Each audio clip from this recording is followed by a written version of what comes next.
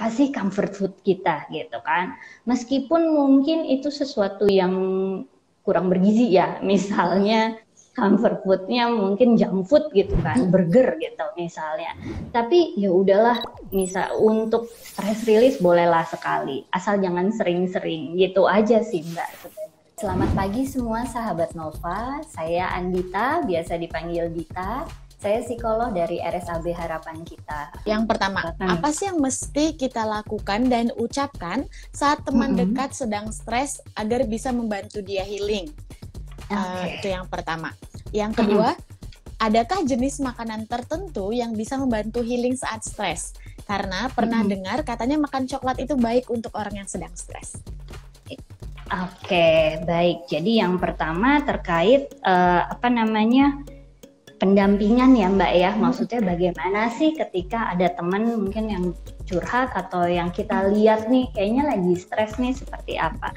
Sebenarnya gini, yang pertama sih yang perlu kita lakukan, yang penting kita ada buat dia. Kita men-state bahwa kapanpun kamu butuh, kamu tahu ya kemana harus kontak saya. Misalnya kamu bisa WhatsApp, kamu bisa telepon dan lain sebagainya. Kenapa? Karena ya tadi belum tentu orang tersebut sudah siap untuk menceritakan masalahnya gitu. Yang penting dia tahu aja bahwa kita ada untuk dia. Itu yang pertama. Yang kedua, ketika memang dia sudah ibaratnya udah reach out gitu ya, udah kayak saya butuh bantuan nih gitu. Yang mungkin perlu kita tanyakan adalah bantuan seperti apa yang kamu mau gitu. Karena bisa beda-beda. Ada orang-orang tertentu yang curhat pengen didengerin aja. Tapi ada orang-orang tertentu yang curhat pengen dapat masukan nih. Apa sih sarannya? Apa yang harus saya lakukan? Ketika kita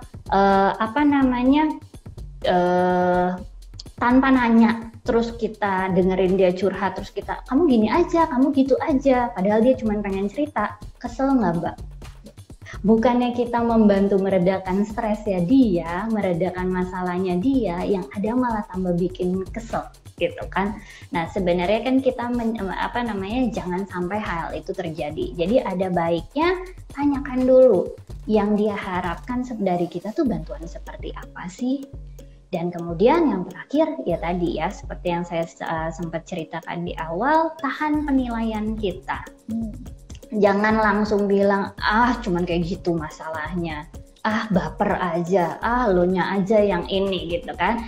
Karena ya ingat, pengalaman seseorang itu beda-beda. Kita nggak tahu apa yang pernah terjadi sama dia sebelumnya sampai dia mempersepsi satu kejadian seperti itu. Itu sih yang penting, seperti itu. Oke, itu tadi untuk cara menanggapi teman yang stres ya Mbak ya. Nah, yang kedua terkait jenis makanan. Sebenarnya secara umum makan makanan yang bergizi itu bagus karena memang itu bisa meningkatkan hormon kebahagiaan, yaitu hormon endorfin hormon dopamin gitu.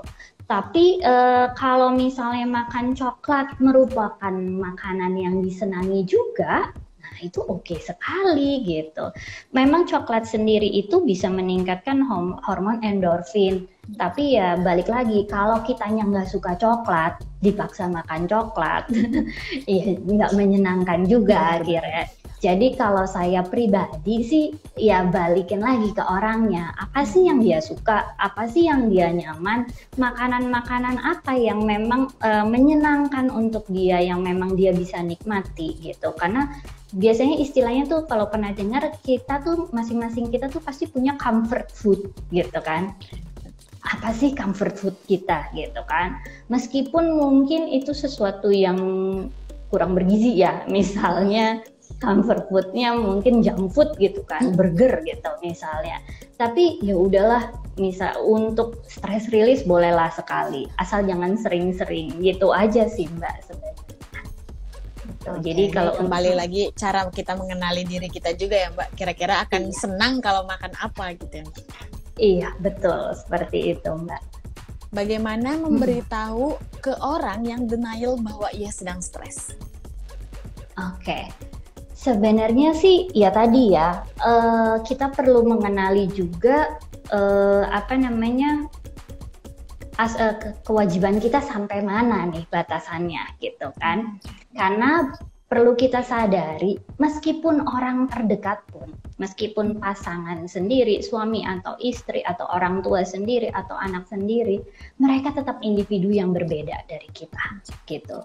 Jadi ketika kita sudah bersinggungan dengan individu lain, ya tadi kewajiban kita cuman sampai mengingatkan bahwa kayaknya saya ngelihat ada yang ini ya berubah ya, kayaknya kamu gini, apa kamu stres ya? Apa yang bisa saya bantu? Ketika orang tersebut denial, ya itu sudah di luar dari tanggung jawab kita, karena balik lagi dialah yang punya dirinya gitu. Jadi kita sebagai orang terdekatnya yang bisa kita lakukan adalah tadi mengingatkan dan ada untuk dia. Itu saja. Karena ya balik lagi tadi yang saya bilang, belum tentu orang akan langsung mau untuk membuka dirinya, menceritakan apa yang dia rasakan, meminta pertolongan dan lain sebagainya. Mungkin mereka pun masih butuh waktu untuk istilahnya menerima kondisi itu dulu gitu kan, misalnya seperti itu. Jadi ya tadi ingatkan boleh, ada untuk mereka, tapi ketika mereka masih belum siap untuk berubah dan membenahi masalahnya, oke, nggak apa-apa, kasih mereka waktu gitu. Oke, berarti kita pun meskipun kita tahu mungkin dia sedang stres, kita nggak bisa memaksa dia untuk melakukan hal-hal yang mungkin dia memang belum siap gitu.